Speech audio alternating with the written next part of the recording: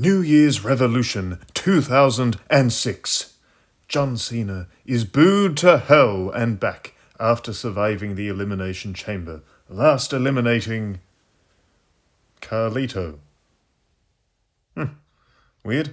Anyways, right after that, Edge runs in, cashes in his Money in the Bank, and wins the WWE Championship.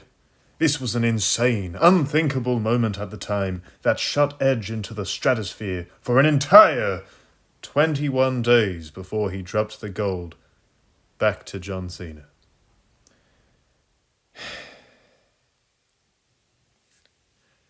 By that point, Edge had been getting a steady push to the main event for a solid year plus. 2005 had seen him submit Shawn Michaels, win the Money in the Bank, bash Chris Benoit's brains in, oh, that didn't age well, pick up Lita as his new side chick, run Matt Hardy off of Raw, and transform into the rated R superstar. Great stuff. Using that briefcase to build a new big-time star. If only every year had had similar results. Many of the briefcase holders in the years since have missed out on such solid, committed booking. In fact, many of them have been turned into ceiling-staring jabronis, with the truly retarded idea that they need to be broken down in order to be built back up.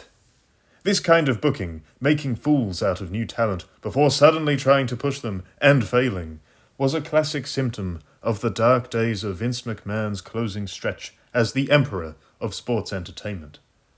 Look no further than CM Punk in 2008. A plucky babyface underdog who cashes in on Edge, talk about poetic justice, and is subsequently made to look like a fluke luck jobber, who then doesn't even get to defend his title on the night he loses it. It took a complete redo and heel turn the next year for Punk to get the chance to show fans what he was actually capable of. And then look at The Miz in 2010. Wins the briefcase, is getting very over as a surprisingly fiery heel, shedding the goober jabroni visage of his early years.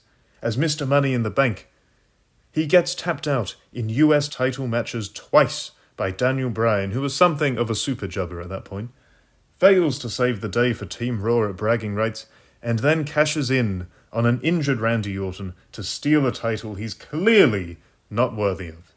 And as champion, 2 screwy finishes to retain against the Viper, and an extended feud with a geriatric Jerry Lawler, who probably had to take a break from picking up 20-somethings, and younger, to train for his final crack at WWE's big prize. By WrestleMania 27, The Miz was a joke of a champ despite his best efforts. Alright, so, 2011. Daniel Bryan wins to a massive pop from a Chicago crowd. He spends the next few months on his back more than Kelly, losing to respectable talents like Wade Barrett and Mark Henry, as well as joke opponents like fake Sin Cara. Nothing about him screams credible, and the only reason his world title run pans out at all is his hilarious character change into a delusional narcissist and the fact that he's one of the best wrestlers of his generation. So what do WWE do to reward him for his efforts? Well, they job him out in 18 seconds at WrestleMania. Great. 2012, Dolph Ziggler wins to huge fanfare.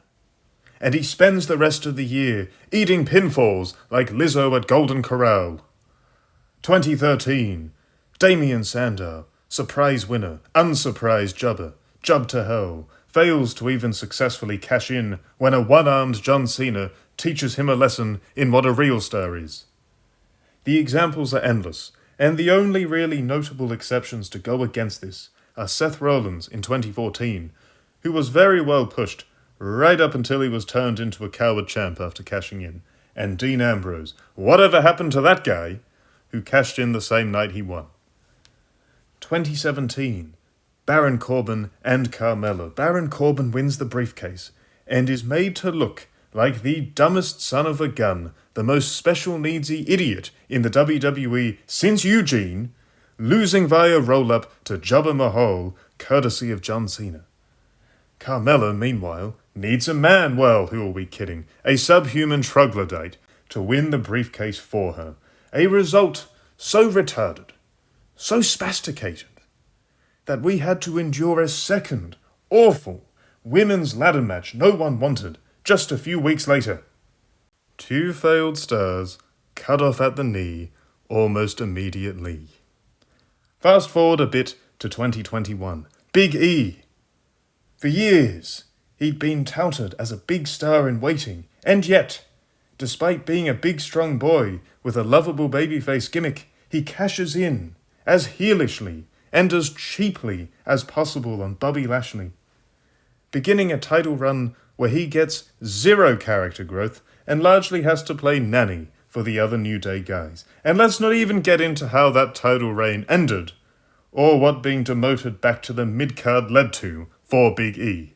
This year, Drew McIntyre won, but immediately looked like a tomato can when he cashed in mid-match on Damien Priest and Seth Rollins before looking even more stupid when CM Punk cost him the match.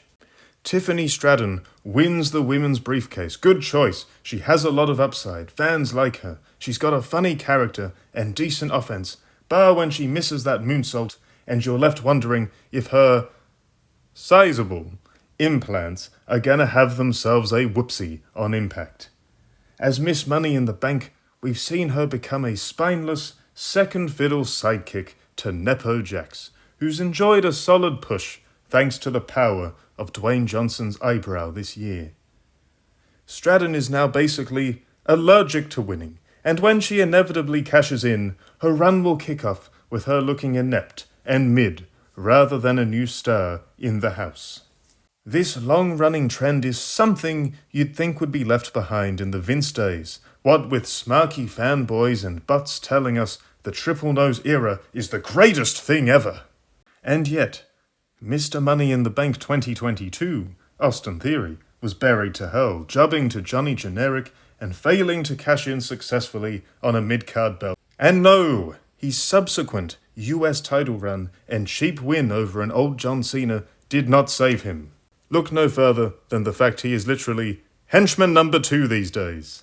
Damien Priest, Mr. Money in the Bank 2023, a Triple H favourite, no less, spent many months as Senor Money in the Bank, second fiddle and mid in the Judgment Day, letting Finn Balor and Rhea Ripley run the show. Surprise, surprise, mid-title reign where he never really felt like a top dog. And now, this year, again, briefcase nonsense, hurting decent talent in both the men's and women's divisions. The whole point of this briefcase thing was to move talent into the upper echelons of the card. Guys like Edge and Seth Rollins became main eventers off the back of it. Now, as it stands, the Money in the Bank is almost a nuisance, as everyone waits for the next mid-carder to steal a title angle to play out, rinse and repeat, every year. Let's use an underrated star many, including myself, would like to see get pushed at some point. Let's go with Montez Ford. Money in the Bank 2025. Ford wins. Decent pup. Good stuff. The next few months, this is what would happen. You would see Ford get punked out by other stars, routinely jobbing and probably getting betrayed by Angelo Dawkins. From there, now a jabroni, he suddenly cashes in on a downed, injured champion, unfairly winning the gold. Even though he's a babyface, he spends the next couple of months as an unworthy champion, with everyone constantly pointing that out as he flukes a few dodgy title defenses. He then loses the belt, goes back to the undercard, and that's that. Not how it should be, but a good chance that's how it would be for him and many other potential stars. It's a frustrating style of booking that undermines both the performer and the audience's investment in them, but then has the gall to wonder why they fail as champ in the first place. But on average, this is the trajectory for many Money in the Bank winners at this point, and that's if the briefcase is even cashed in successfully to begin with. You never know when Triple Nose might want another Chernobyl-level catastrophe for someone's career again.